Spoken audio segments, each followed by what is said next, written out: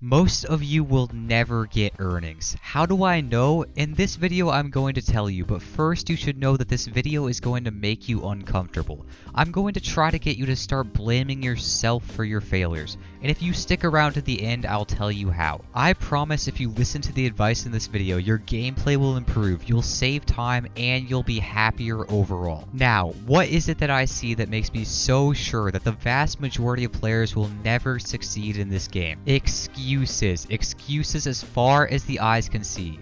Bad RNG, high ping, getting griefed, there's no limit to the excuses people have for every match. If you claim you want to make earnings or go pro but are guilty of these claims, it's not too late to change. If we confront these excuses and eliminate them from our mindset, we can start blaming ourselves again, which means we will improve. So in today's video, I'm going to call you out on all of the excuses I see in the Fortnite community, and at the end I will teach you how to avoid making these mistakes yourself. Let's not waste any more time so I can start pointing out the excuses our mind defaults to, stopping us from improving. I got griefed. This is a classic excuse that people have been using basically since the game started. Sometimes people grief, yes, it's just a fact of how the game functions. But what people don't seem to realize is that you can do something about it. If you get keyed for no reason, you're still in the game. Are you just going to sit under them until you're in zone? If they aren't leaving, go up for height and put them down. If you get put down, the reality is you need to work on fighting. It doesn't mean they're smart for W keying you right there, but the reality is it happened and it will happen again. You need to be good enough at fighting that you can take care of people who W key you for no reason. The other scenario where people often claim to get griefed is when a team refuses to rotate or keys on a rotate. This claim has a little bit more merit, but blaming things purely out of your control is also crazy here. Listen, if a team is in a position to grief you, you are probably in a bad position yourself. You probably should have rotated earlier, stayed ahead of zones, and claimed a better position. 99% of the time it is your fault that a team has the ability to hold or grief you. Whether or not they do, it doesn't matter. It's your fault you're in this position. It's probably true that they are morons and that they're griefing, but I need you to ask yourself, would Acorn and Cold have blamed getting griefed for losing that game? I think we all know they would have found their mistakes and fixed them. My setup is bad. Many people have less than optimal setups, but there are also many people who do very well on older setups. Just 2 weeks ago I upgraded my PC, and before that I was on 100 FPS in games for many years. I got used to my FPS and placed very well, even getting earnings many times. Of course there are many external circumstances, and frankly some setups are unfortunately really bad, but these are sometimes just things you cannot control. The whole point of this video is I want you to focus on the things you can control, what you can improve on. If Bugo was playing on your setup, he could probably still get earnings. If possible, you could try to upgrade your setup, but in the present you have to focus on what you can control. And all you can control is that you avoid excuses, blame yourself, and improve. My ping is too high. High ping is an unfortunate reality for many players. I personally play on 50 ping, but I know many people play on even higher ping levels than that. I'm not going to talk about how to play on high ping right now. If you want that separate video, let me know. Instead, let me describe a scenario for you that's not attached to Fortnite, so you can see how insane it is to constantly complain about this. Imagine you're trying to learn the piano, but one of the keys is missing. Every time you try to play the piano, you try to press the missing key, then get upset it's not there. Every day you watch videos of people playing the piano, and when they hit that key, you don't have that key, and you get upset and mad. You say, I don't have that key, I can never be good at the piano. Every day for years, when you mess up on the piano, you look at the key that you don't have and you blame that. Do you get my point? Should we as Fortnite players focus on what we don't have, being low ping, or should we focus on what we can control? I think that players like Aviv getting 3rd in FNCS Grands on 60 ping tells us that we should focus on improving our gameplay. My RNG is bad.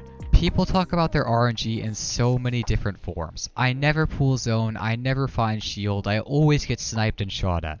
This may be crazy to mention, but let me explain something to you all. In a game that has luck in it, sometimes you will get unlucky. Does that mean if you get unlucky you should 100% blame luck for your failures? That would be absurd, but I see it so often in the Fortnite community. I want to explain a concept to all of you real quick.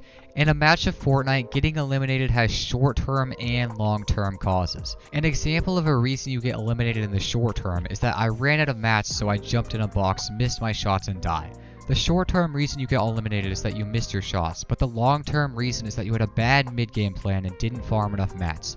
You could take this a step farther and say that the mid-term cause of getting eliminated is that you waited too long to go for a refresh, so you had to 50-50 for a kill. But the point is, there are many reasons you can go down in a match. A lot of the time, bad RNG influences one of these term reasons. For example, let's pretend you play a game where you only get minis for shield off spawn. It would contribute to a long-term reason you got eliminated if you run out of shield throughout the game.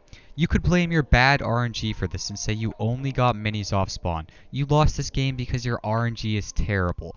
But if we look at it a little more objectively, we will see you had many chances to go for a kill for shield. You also had short-term reasons for going down, like you may have messed up your edit while fighting.